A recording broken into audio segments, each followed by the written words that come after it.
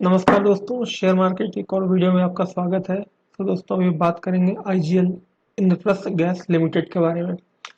दोस्तों ये बहुत अच्छी खबर आई हुई है। इनफैक्ट इतनी तगड़ी खबर है कि ये शेयर वैसे ही बहुत अच्छा था, लेकिन अभी इस खबर के दम पे इसमें आग लगनी तो तय है।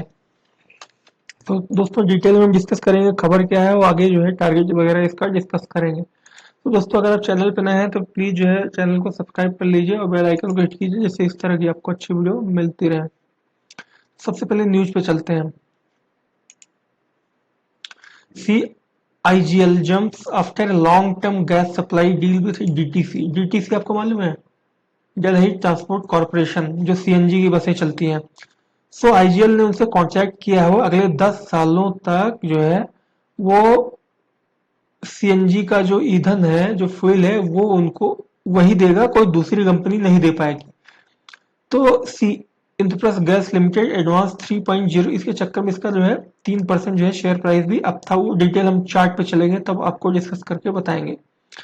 The CNG distribution company signed a long term gas supply agreement with DTC to supply CNG for a period of 10 years.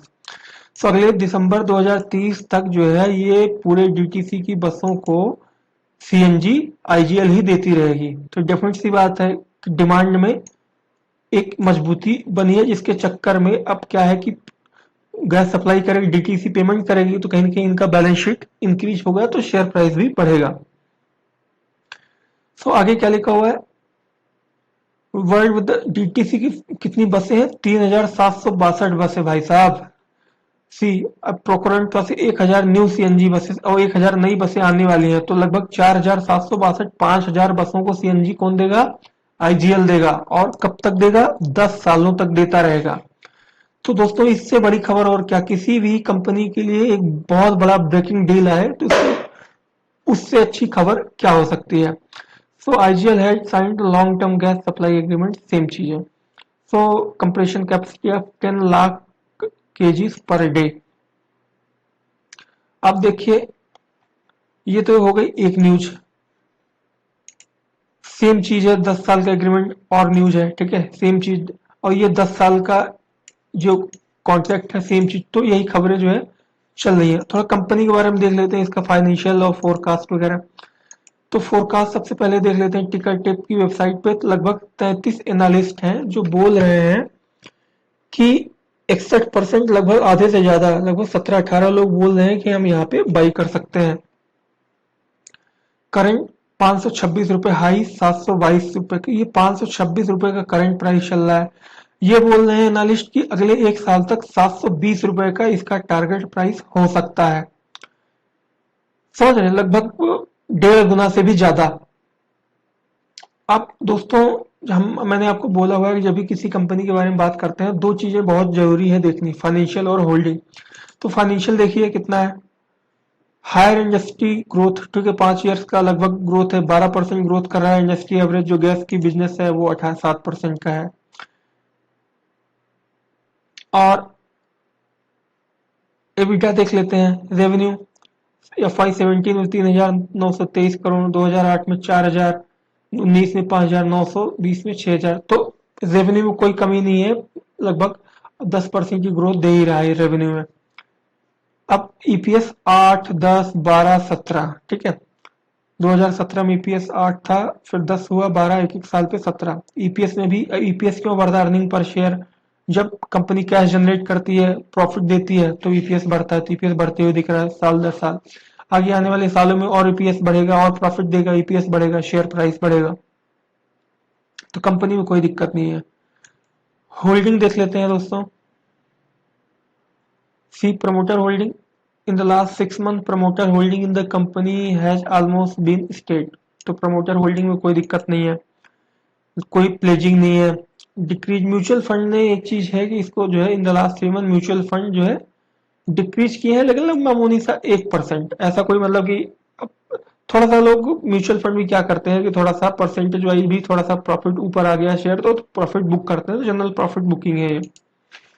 Increase foreign FII जो है, लगभग 2% का एफआईआई ने जो है शेयर में परसेंटेज बढ़ाया है।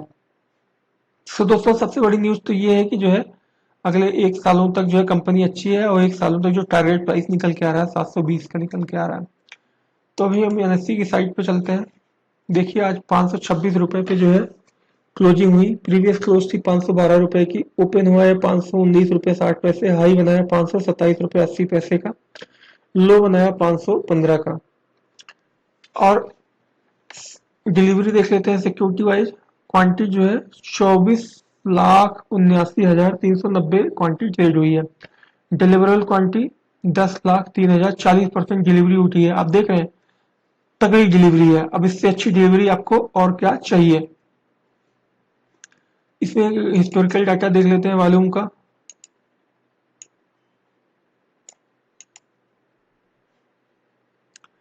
सी आज वॉल्यूम है 24 करोड़, इसके पहले 21 करोड़, 23 करोड़, और फिर ये 23 मार्च को जो है 32 करोड़ था। 23 मार्च को हम देख लेते हैं।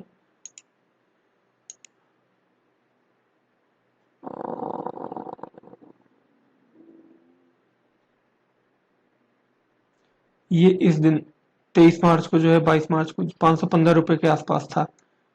और फिर उसके बाद जो है एवरेज अगर इसका जो है वॉल्यूम देखा जाए तो 16, 15, 18 ऐसे ही होता है। आज की डेट में 24 करोड़ का जो है 24 लाख का वॉल्यूम है, तो वॉल्यूम में भी थोड़ा सा तेजी आई हुई है।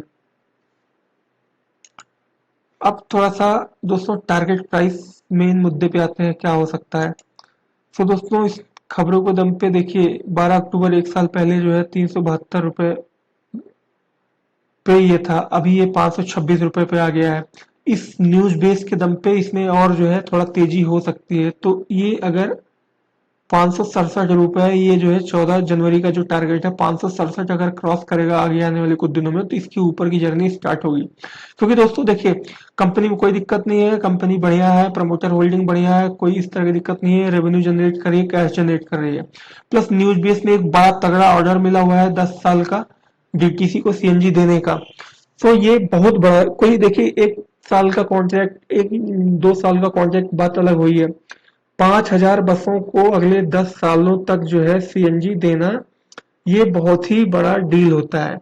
और इससे जो है इनका बुक जो एक वैल्यू डिमांड है बुक पे, वो बहुत ज्यादा इंक्रीज कर जाएगी। तो इनको ऑर्डर की कोई और ज्यादा बहुत ज्यादा अगर 1 सालों तक कोई भी ऑर्डर ना भी मिले तो कोई दिक्कत नहीं है। सो दोस्तों यहाँ पे बिल्कुल हम बाई कर सकते हैं, कोई दिक्कत नहीं है।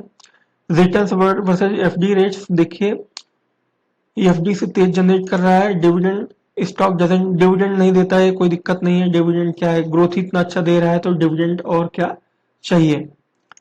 इसमें एक देख लेते हैं पियर्स का भी थोड़ा सा सी। इसके में अदानी, टोटल गैस, गेल, गुजरात, इन सब में सबसे अच्छा जो है पी रेशियो किसका है, गेल का पी रेशियो सबसे कम है। फिर आईजीएल, उसके बाद आईजीएल ही आता है दोस्तों। तो देखते हैं, मैंने आपको बताया कि जिसका पी रेशियो सबसे कम होता है वो जो है सबसे अच्छी कंपनी होती है। तो दोस्तों ठीक है, गेल में नहीं जा सकते, गेल के बाद जो है पी रेशियो इसी का है, उसके बाद इन लोगों का और ज्यादा है 3167। तो अच्छी कंपनी यहाँ पे इन्वेस्ट कर सकते हैं दोस्तों। तो इस वीडियो में इतना ही, मिलते हैं नए वीडियो में, तब तक के लिए